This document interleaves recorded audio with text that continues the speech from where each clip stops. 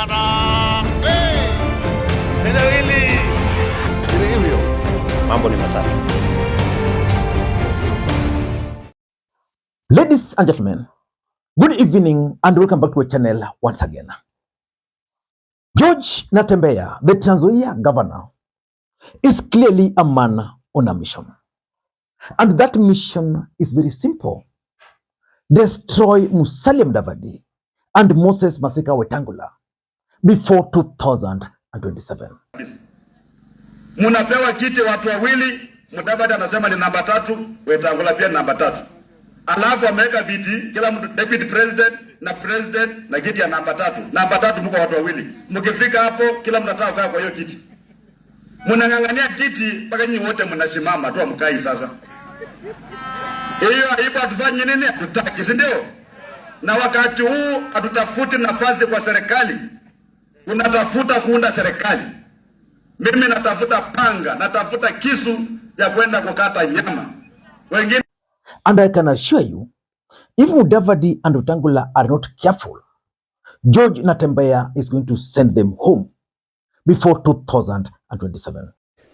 Sasa wewe kijiji unazidi kutusi Musalia, unazungumza mambo ya weta, and at the very highest level the leaders have shown magnanimity and they are moving forward, na wewe unazunguka kule. First of all, I will never be a governor.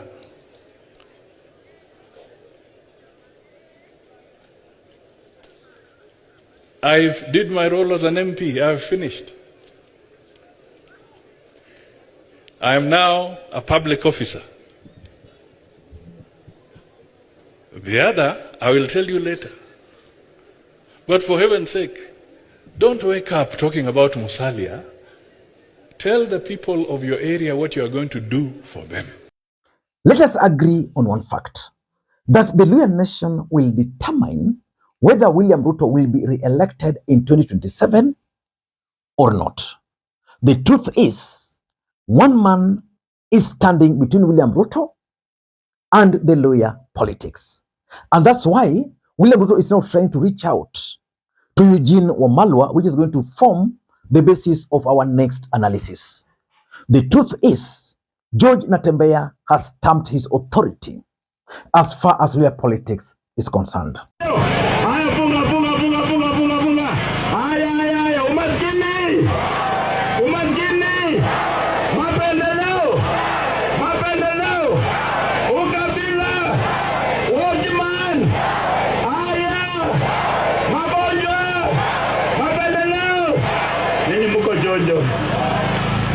Asante sana. Ningependa sasa kumkaribisha our next member of parliament from Malava, Mheshimiwa Seth Panyako.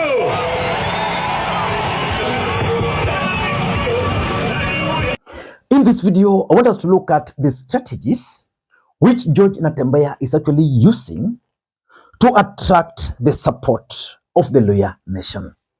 Before we do that, for those who are watching this channel for the first time, please take a second or two, click the subscribe button so that next time we produce a video like this, YouTube will automatically notify you. And to the subscribers, I want to continue thanking you guys for your continued support.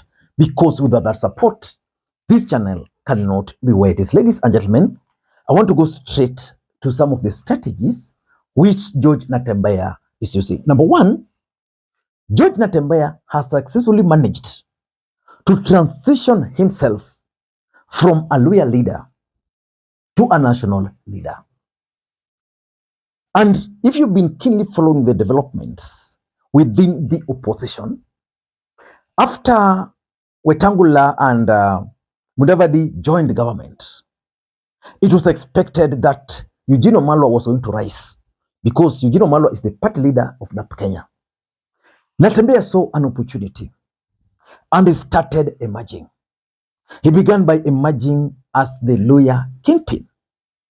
After that, today in the Republic of Kenya, we are talking of the possibility of George Natembeya becoming the running mate to Stephen Kalonzo Musyoka. If that were to happen, I just want us to be honest. Let us assume today Kalonzo Musyoka names George Natembeya as his running mate.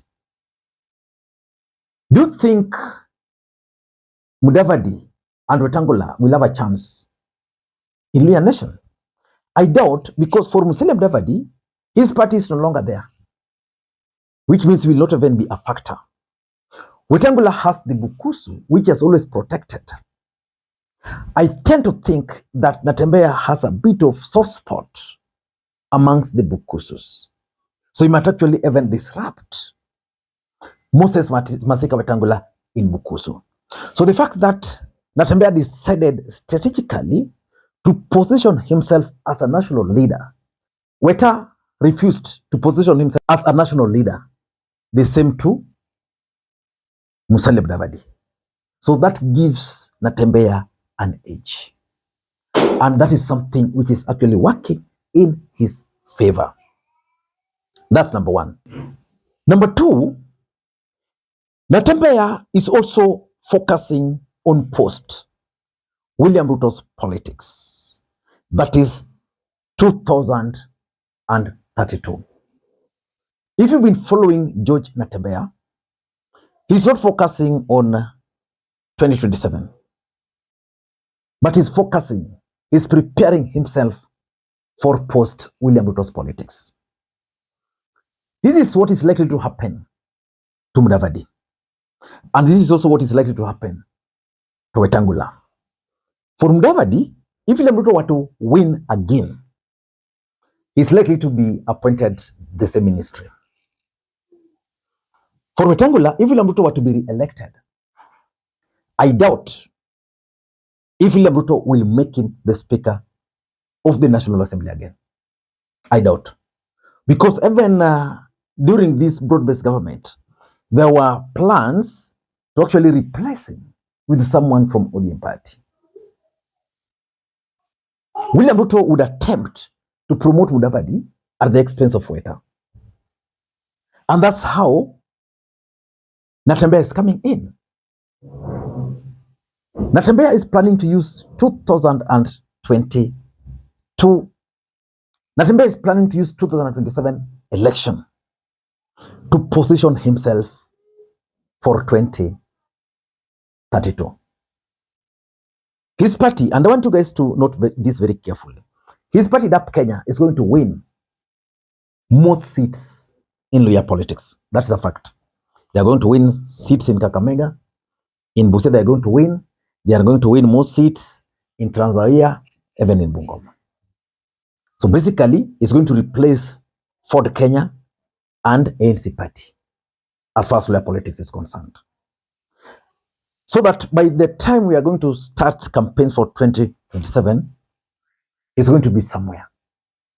And that's why the Luhya nation are listening to him. If you are keen, he's been moving around, trying to consolidate and seeking for the endorsement of the elders.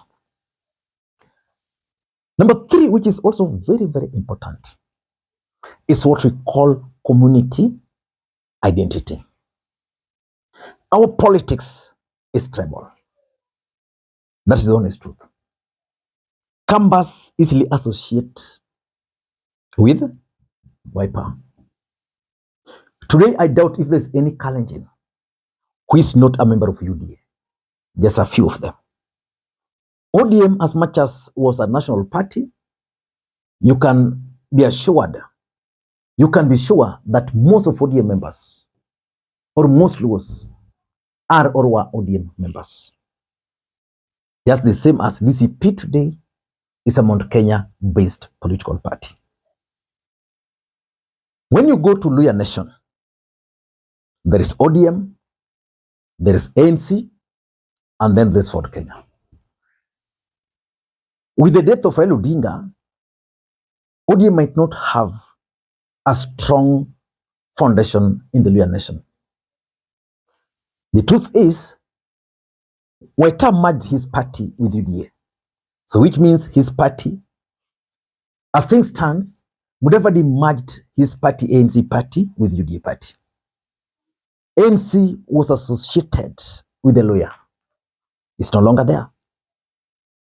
Wetangula has Ford Kenya, which is not really associated with the Luhya per se, but with Bukusu. Now, a new political formation is coming in the name of DAP Kenya, which is now giving the Luhya nation that their identity, the political party of the community, the party which the Luhya nation can actually use to negotiate. And because it's being accepted across the Luhya nation, they're likely to ride on that. And that will help bury the political career of Mudavadi and the political career of Moses Masika Wetangula.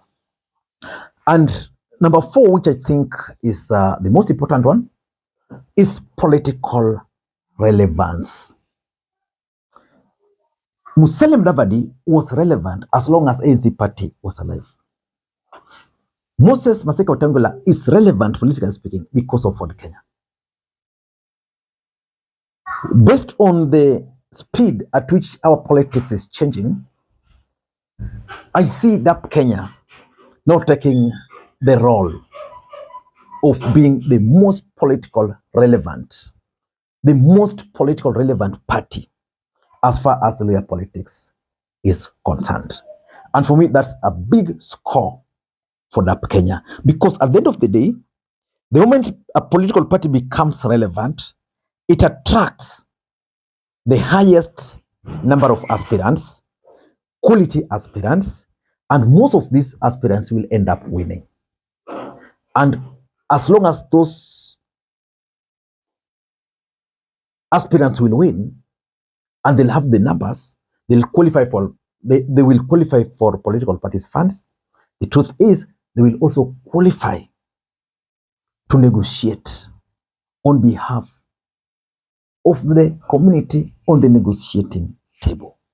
Ladies and gentlemen, I don't know what you think, but for me, if you are to ask me, if Mudavadi and Weta are not careful, George Natembeya is going to send them home very early in the morning before 2027.